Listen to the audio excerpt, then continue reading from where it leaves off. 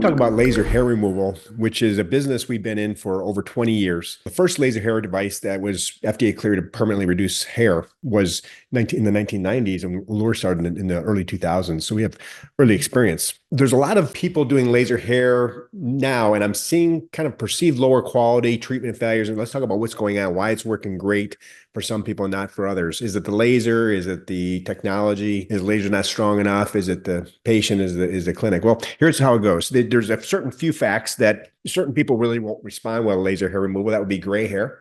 Okay, that's not going to respond well. Hair that's lighter than your skin type because the laser's target is a chromophore or something that's dark. So those are kind of not that common when we identify this beforehand. But what else leads to failure? Well, there's a few conditions like polycystic ovarian syndrome and even menopause that can lead to new hair growth. And that, again, we can identify those. The most common reason for laser hair removal to fail is not enough energy was put into the target tissue, into the skin. So just a brief overview how lasers work for hair removal is a laser is a single wavelength of light that has a chromophore or a target, a color of a target. In this case, it is particularly pigment. Now, there's a little bit of targeting to red blood vessels, to water, but the main target is the pigment. And the laser types that we use, there's different wavelengths, but they're generally aimed at that particular pigment of the melanin in the hair follicle. So if it's, again, gray hair is no melanin, a blonde hair is very little, so it's a little harder to treat, still treatable. Gray hair can't be treated as absence of melanin. And then you have dark skin that has a lot of pigment in it as well, so it's competing with the hair follicle. So then we have to figure out the dosage of the particular wavelength for the given area over a given period of time for it to work. Now, the original hair removal was a single shot in a spot, let's say about, 10 millimeters by 10 millimeters, and a little bit of overlap. We'd shoot. And then it'd just be one time, one pass. It took a lot of time and it's fairly uncomfortable because you're having to put so much energy into that single spot to kill a hair follicle. But it worked. And it led to permanent reduction of hair. Now, the hair reduction has got to be done usually 5 or 6 sessions because your hair grows in crops.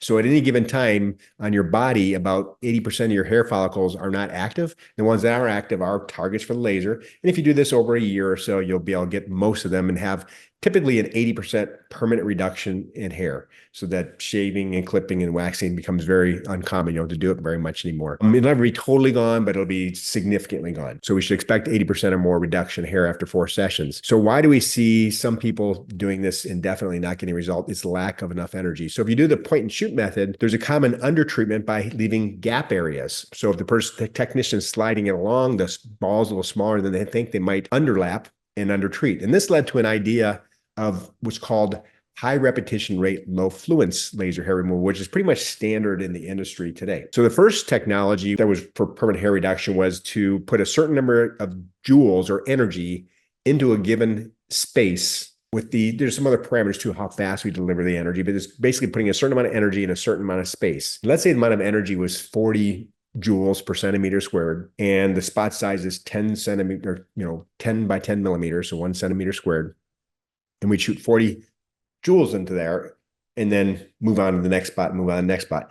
That hurt, and it worked, but it hurt, and there was a little risk of burning because there's so much energy. But we found if we put 60 to 100 joules per centimeter squared, 60 to 100, and did it over multiple passes, we could reduce the pain, reduce the risk because you're putting less heat in over time, less burns, and get the same result. Potentially better because there's less likelihood to underlap and undertreat. So that led to these low fluence, high repetition rate devices that they would shoot much faster at a much lower energy, and the machines could keep up with it. So instead of going blump, blump, blump, it's going we're moving back and forth. What this has led to, kind of what they call painless hair removal. It's never painless, but it's less pain. It does get hot over time, much more tolerable and much less risk of getting a burn. You can treat all skin types with it. But then what the industry never really figured out was how to train the technician to put 60 to 100 joules per centimeter squared, because they have a machine that's firing at a certain amount of joules, typically 10 joules per kilo per centimeter. And they're wiping back and forth over it. And we found is that most technicians are way under treating the area. So they'll pick an area, let's say this big. In an area this big, you've got to put about 25,000 joules into the area. Well, if they're just rolling back and forth, you would put 5,000 joules in and think, well, I'm done, I'm finished, and stop. So we've come up with a patented pending process where we've identified a certain type of template. We can outline the area, prescribe the exact number of joules we want in that area based on the skin type and the hair type. And the technician can map it out and get a precise result every single time, every single time. And this we've not really seen before. So the reason that laser hair has sometimes gotten a bad rap is somebody goes to a place where the technician doesn't have any means for gauging how much energy she's putting in. For example, I see like a Groupon and others where they have a full body laser hair removal for whatever. Full body laser hair removal, if you're going to put 60 to 100 joules per centimeter squared with, let's say, a diode laser, it's going to take about 6 hours. So it's really not practical to do the whole body in one sitting. And if they're getting done in an hour, that means you're getting 1/6 the amount of joules per centimeter square. Now, the hairs may fall out, but you basically just cause deepilation, or just basically it's like plucking the hairs. To actually burn the hair follicle, you'd have needed 6 times more energy to get the job done. This size should take about 5 minutes. So imagine doing that over your whole body. So that's just a reality of laser hair removal. Is it definitely works. It works fantastic. These newer, and I say newer in the last 10, 15 years, high repetition rate, low fluence lasers are superior because it is safer and more comfortable. But what was lacking was the ability for the technician to count something that's firing 10 times per second as fast as that and know where she's at in the area. So we've created a certain template system where we can map out the body. We set the machine. We know we want to put 30,000, 40,000 joules in that area, and we move it a crosswise up and down, back and forth. So we have random passes, and over time we get the 60 to 100 joules per centimeter squared. Now, how do we figure if it's 60 to 100 joules? It has to do with the skin type and the hair type. So it's like lighter hair on lighter skin needs more joules, more like 100, and darker hair and darker skin needs less joules, like 60 joules. And that's the range. This can be done on all skin types, not all hair types. So gray hair won't work on. Peach fuzz, very difficult. It may work, but it's very difficult. But normally dark hair, the stuff that you're shaving, is very suitable. And the lighter your skin is and the darker the hair is, the more effective it is.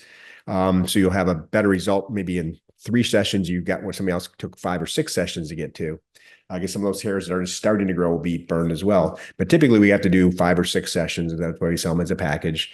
You should expect that for years or decades, you're not having to shave that area nearly as often. There still might be occasional shaving because, again, there's some crops of hair that never got hit. You can always go in and zap them again because hairs do go in random crops. But typically about 6 sessions over, say, 6 to 12 months, you've gotten most of the hairs, 80% or more. I can see upwards of 90, 95% of the hair is gone. So laser hair removal works in the right setting. When I talked about machines, there's many machines that work. They use different wavelengths. Just a brief history of it. The lasers range from a wavelength that targets more of the blonder hair to targeting more of the darker hair and darker skin types. And there's one right in the middle that can go both ways. That's what most people are using now, is what's called a diode laser. That's 810 nanometers. And that can be fine-tuned to treat darker skin and lighter skin. The 1064 laser is maybe more suitable for dark skin, dark hair with the single pulse and shoot, but the high repetition rate, low fluence has been studied pretty much in the diode lasers for the most part. There are some 1064 lasers, which is arguably better for a darker skin type. That does do a high repetition rate. Low fluence, we do that, what's called frac 3 on a photonal laser. We have a few of those, but we're usually using the diode because it really is a good all-around workhorse. The ruby and alexandrite lasers for hair removal, we find they're not sufficient for most people. It's really for select, maybe red hair and light skin might be suitable for. So just in a nutshell, the reason sometimes laser hair doesn't work was the process, not the laser, generally not the person that's overgrowing hair. It was a process. We weren't getting enough energy into the area. And when you're seeing, something that's very low price, you got to ask yourself, are we just basically plucking the hairs out with laser? Are we really removing the hairs permanently? It does take some time.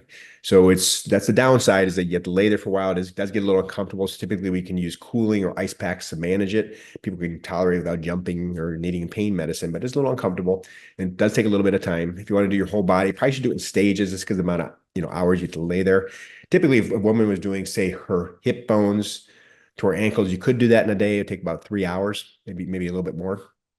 But the full body might not be practical. If you're just doing full body and calling it, like, say, that armpits and the chin, bikini line, maybe around the nipples, the groin, that would be something that you could do in an hour or two, maybe less than that.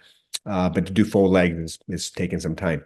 So the summary of this story is laser hair removal. It's here to stay. It works great. It's being people are being undertreated because they don't have a process for getting enough energy in. And both the technician and the patients want this thing to be over with. So you kind of maybe rush it a little bit. So if you're talking to somebody with laser hair, you ask them, how do you know you're getting enough energy in there? And they're probably using a diode laser. And we want to get a total fluence or energy of 60 to 100 joules per centimeter squared. So thank you very much.